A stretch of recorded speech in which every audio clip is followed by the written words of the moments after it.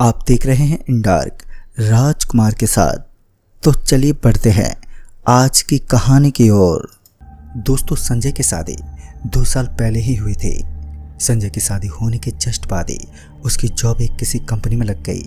इसलिए शादी होते ही संजय अपनी पत्नी काव्या के साथ शहर आ गया था।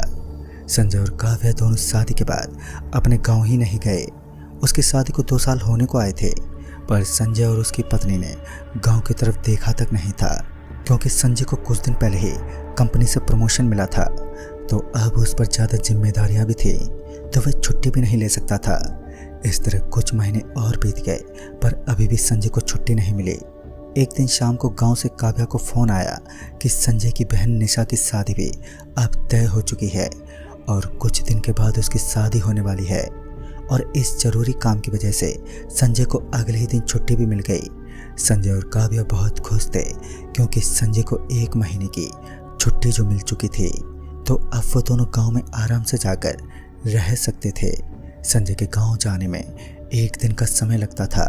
उन दोनों ने सोचा कि वो वहां जाकर सबको सरप्राइज देंगे और घर वालों को काफ़ी खुश कर देंगे।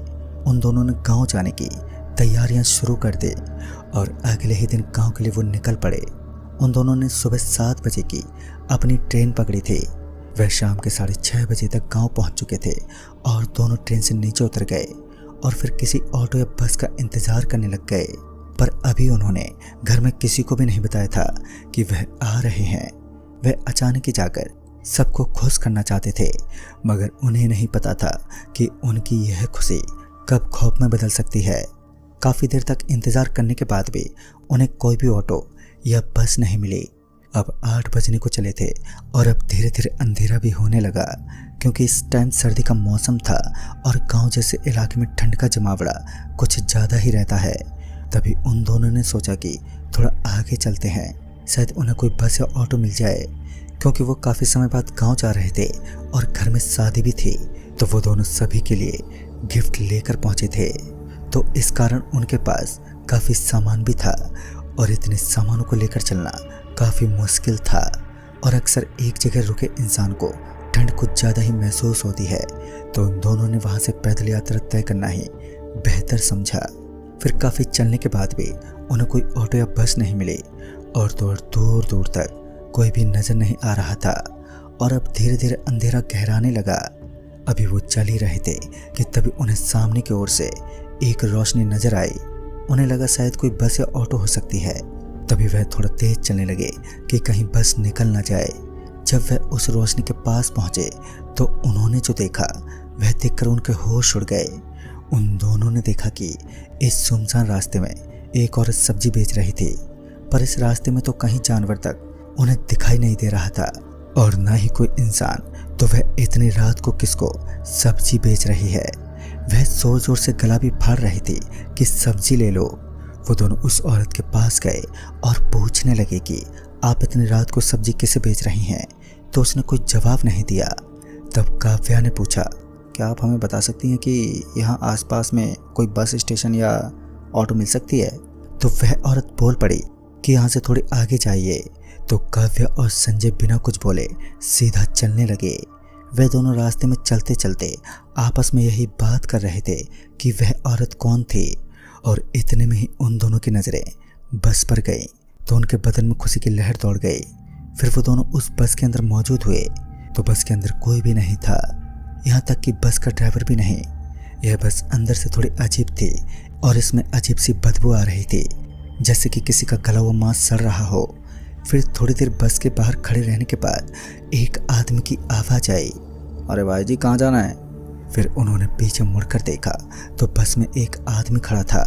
संजय ने पूछा कि क्या ये बस आपकी है? तो वह आदमी बोला, हाँ, ये बस तो मेरी ही है। क्यों, क्या हुआ जो आप ऐसे सवाल पूछ रहे हो? तब काव्या बोली, आपकी बस के अंदर से अजीब सी बदबू आ रही है।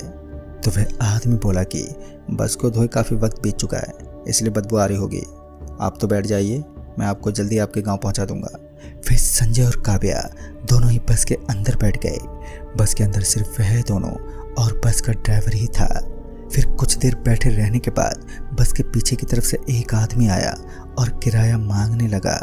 वह दोनों हैरान हो गए कि यह आदमी अचानक कहाँ से आया होगा, और जब वह बस के अंदर बैठे थे तब वो वहाँ पर नहीं था। फिर उन्होंने सोचा कि शायद वह आदमी पीछे की सीट पर बैठा होगा तो उन्हें दिखाई नहीं दिया होगा। यह सोचकर संजय ने उसको किराया दे दिया, और फिर थोड़ी देर के बाद जब संजय अपने मोबाइल में टाइम देख रहा था तब उसने देखा कि उसने बस का किराया कुछ ज़्यादा दे दिया है।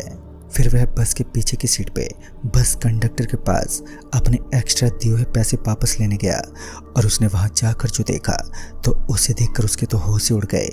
उसने देखा कि वह इंसान जो थोड़ी देर पहले उसने किराया लेने आया था अब वो मर चुका है।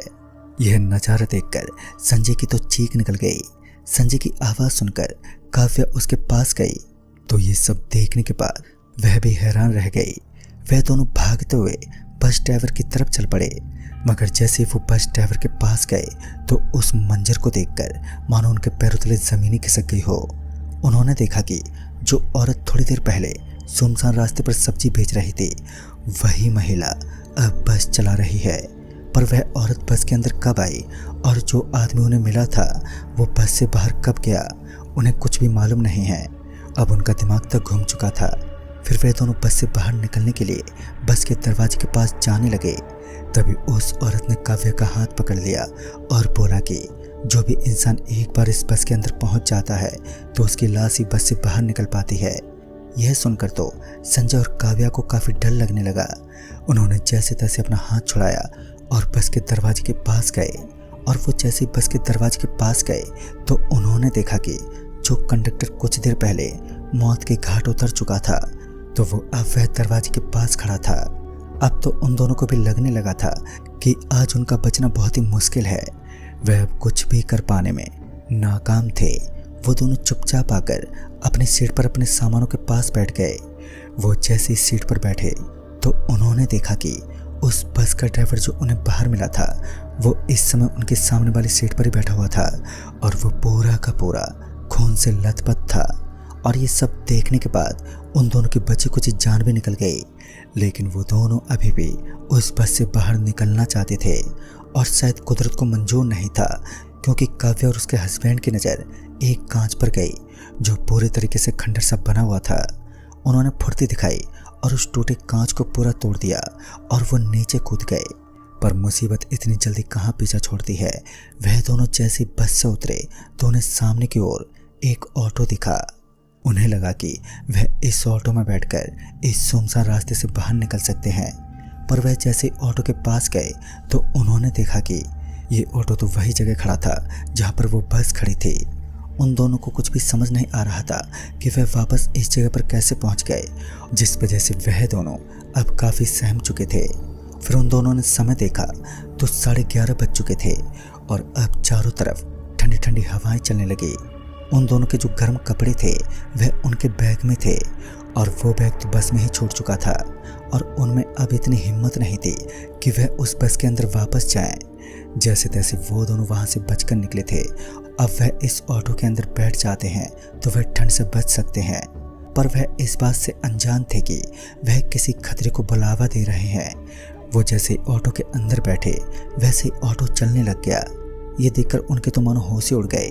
अब उनको समझ आ चुका था कि खतरा अभी भी उनके ऊपर मंडरा रहा है, अभी भी उनकी जान को खतरा है। उन दोनों ने ऑटो से कूदने की कोशिश की, पर ऑटो इतनी तेज गति से चल रही थी कि वो दोनों अगर ऑटो से कूदते तो पक्का मारे जाते।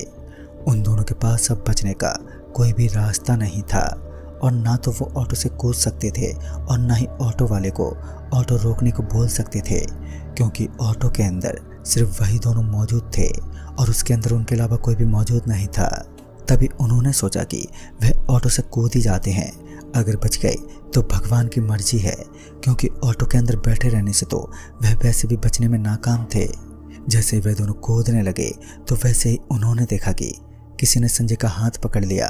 उन्होंने जैसे इस साइड में देखा तो वहाँ कोई और नहीं, वह सब्जी वाली औरत ही थी जिसने संजय का हाथ पकड़ रखा था। अब तो काव्या और संजय को लगने लगा कि आज की रात उनकी आखिरी रात होगी, पर किस्मत कभी भी बदल सकती है। जैसे ही वह औरत संजय को अपनी तरफ खींचने लगी, वैसे ही अचानक उसके ऊपर एक रोशनी पड़ी और उससे संजय का हाथ छूट गया। और जैसे उसने संजय का हाथ छोड़ा तो संजय और काव्या दोनों ऑटो से कूद गए। ऑटो से कूदते ही उन्होंने देखा कि उन्हें तो कोई चोट ही नहीं आई है। उन्हें कुछ समझ में नहीं आया कि इतने तेज चलते ऑटो से कूदने के बाद भी उन्हें कोई चोट क्यों नहीं लगी। उन दोनों ने यही सोचते सोचते सामने की तरफ देखा तो उनकी नज़रें सामने से हटी ही नहीं और वे खुशी के मारे फूले नहीं समाए।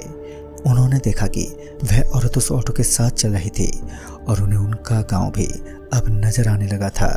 अब वह मौत के मुंह से बच गए थे। फिर वह तुरंत ही अपने गांव की तरफ चल दिए और तेज तेज कदमों के साथ आगे की तरफ बढ़ने लगे कि कहीं कोई दूसरा खतरा ना आ जाए। वह दोनों अपने गांव पहुंच गए थे, पर उन्हें पहुंचते पहुंचते अब सुबह हो चुकी थी। पर उन्हें इस बात की भी खुशी थी कि वो आज बच गए थे। दोस्तों, वो कहते हैं ना, जान बची तो लाखों पाए। तो दोस्तों, इस कहानी में बस इतना है। तब तक के लिए बाय एंड टेक केयर।